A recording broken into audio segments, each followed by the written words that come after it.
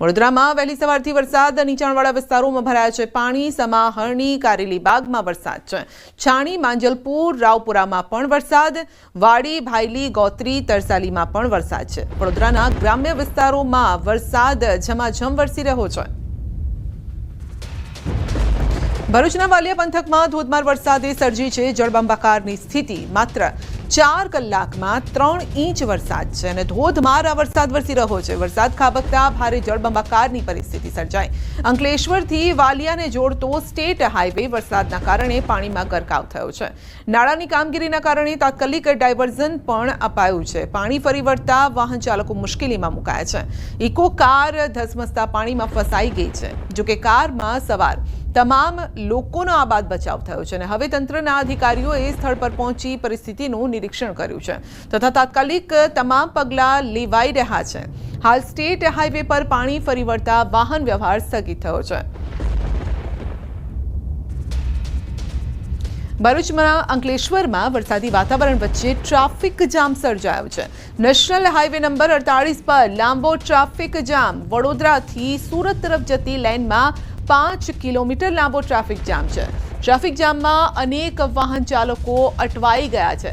બિસ્માર માર્ગ અને સાંકડા નાળાના પગલે ટ્રાફિક જામની સમસ્યા સર્જાઈ છે. તો જો આપ આ રસ્તા પરથી પસાર થવાનું વિચારતા હોય તો થોડી રાહ જોઈને જજો, કારણ કે અત્યારે ટ્રાફિક જામ છે. 5 કિલોમીટર લાંબો આ ટ્રાફિક છે. ખેડા જિલ્લામાં વરસાદે વધારી છે ખેડૂતોની મુશ્કેલી. ધોધમાર વરસાદથી ખેતરોમાં જળબંબાકાર. ડાંગરનો ધરુ નાખવાના સમયે ભરાયા છે પાણી. તો વરાપ ના થતા વાવણી કરવી મુશ્કેલ બની છે. 2 દિવસમાં જિલ્લામાં 4 ઇંચથી વધુ વરસાદ છે.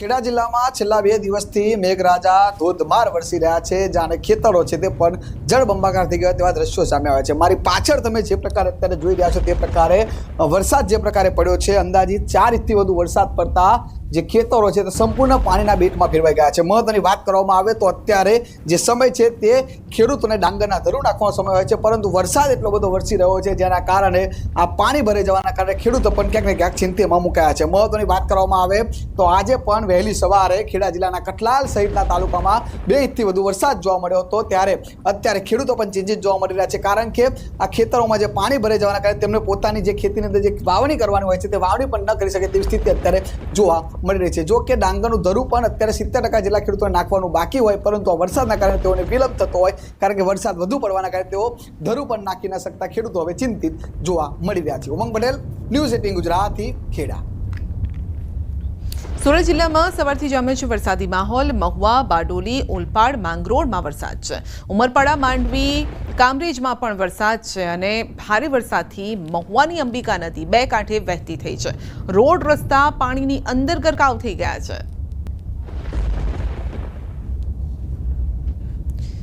સુરતમાં પાલિકાની પ્રી મોન્સૂનની કામગીરી સામે સવાલ ઊભા થયા છે. ચોમાસું શરૂ થતાની સાથે શહેરમાં વરસાદી પાણીનો ભરાવ. નીચાણવાળા વિસ્તારોમાં વરસાદી પાણી ભરાતા લોકોને પારાવાર મુશ્કેલી.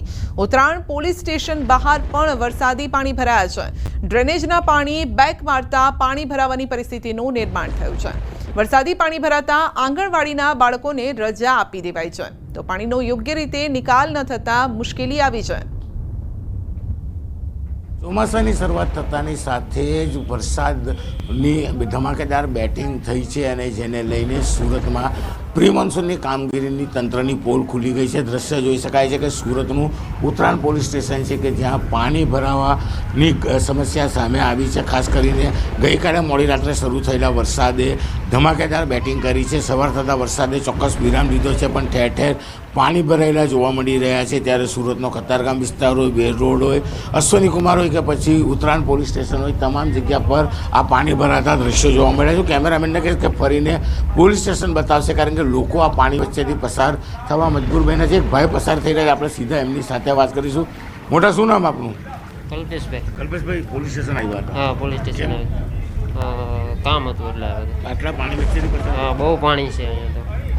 બિલકુલ જોઈ શકાય છે કે પાણી વચ્ચેથી લોકો પસાર થાય છે. એક બાજુ પોલીસ સ્ટેશન છે તો બીજી બાજુ આંગણવાડી અને વાંચનાલય છે, તો ત્રીજી બાજુ સિટી તલાટી ઓફિસ છે, આ તમામ વસ્તુ પાણી વચ્ચે ઘેરાઈ ગઈ છે. એટલે કે તંત્રએ કયા પ્રકારની કામગીરી કરી છે તે ચોક્કસપણે અહીંયા દેખાય છે. ત્યારે બીજી બાજુ કહી શકાય કે લોકો આ પાણી વચ્ચેથી નાના નાના બાળકોને પસાર થઈ રહ્યા છે અને પાણી ભરાવાની ઘટનાને લઈને મહાનગરપાલિકાની ટીમ પહોંચી છે પાણીનો નિકાલ કરવા માટે. એટલે કે પ્રી મોન્સૂનની કામગીરી માત્ર કાગળ પર કરી હોય તેવું અહીંયા દેખાઈ રહ્યું છે. દર વર્ષે પહેલાં જ ચોમાસાએ મહાનગરપાલિકાની પ્રી મોન્સૂનની કામગીરીમાં જે થતી હોય છે તે સામે આવતી હોય છે. એટલે કે મહાનગરપાલિકા પ્રી મોન્સૂનની કામગીરી કાગળ પર કરતી હોય તેવું સ્પષ્ટપણે દેખાઈ રહ્યું છે. અને પહેલાં જ વરસાદે જે પ્રકારે પાણી ભરાય છે જેને લઈને લોકો સાથે વાહન વ્યવહાર ચલાવતા લોકો પણ હેરાન અને પરેશાન થઈ રહ્યા છે. કેમેરામેન જીગર